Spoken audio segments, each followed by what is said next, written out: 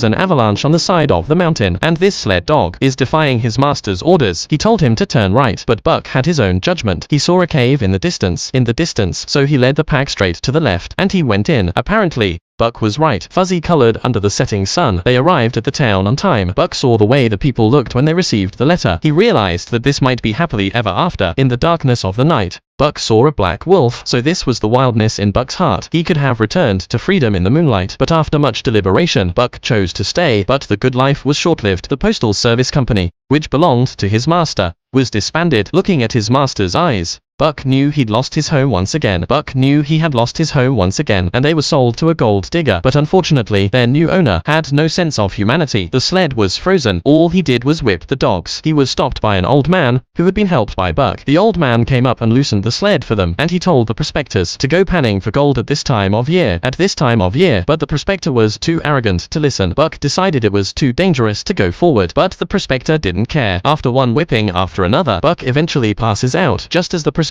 is about to kill him. The old man from before came to Buck's rescue. The old man wasn't a gold miner. He was just a poor man who had lost his family. Buck slept in the old man's house for 3 days. When he woke up, he realized he'd lost his companion once again. Now the old man was his only friend, but the old man was always drinking. Every day, he was saddened by the loss of his family. Buck could see the old man's sadness. He knocked over the glass with his nose and snatched the bottle. He buried the bottle in the snow. Then Buck sat on his ass on it. The old man tried to push him, but Buck was too big for the old man to push. He looks up with a proud face, and the old man tells him today is his dead son's birthday. After hearing that, Buck leaned against the old man's side, and so in the darkness of the night, the dog and the man healed each other. That day, the old man took out a map, and he told Buck his son had heard a legend. At the end of the map was a river of gold. It was a paradise, a place that many people had dreamed of. Now that the old man had Buck with him, his blood has been reawakened. He wanted to help his son fulfill his wish, and so it was that one man and one dog set out on a journey into the unknown. They sailed their canoe. They met birds. They paddled past fish. They saw the scenery along the way. It was all so beautiful. At night, they lay together and played the harmonica. It was a happy life. Even the rapids and the blasted rags couldn't stop them. The old man never thought of Buck as a pet. He thought of him as family. Finally, they came to the end of the map. Here they found a cabin, and the surroundings were just like the legendary paradise. They decided to stay here, away from the evils of humanity, for the rest of their lives. Spend the rest of their lives here. It's a good choice, but unbeknownst to them, a danger was looming. It turns out that the ruthless gold miners have found them.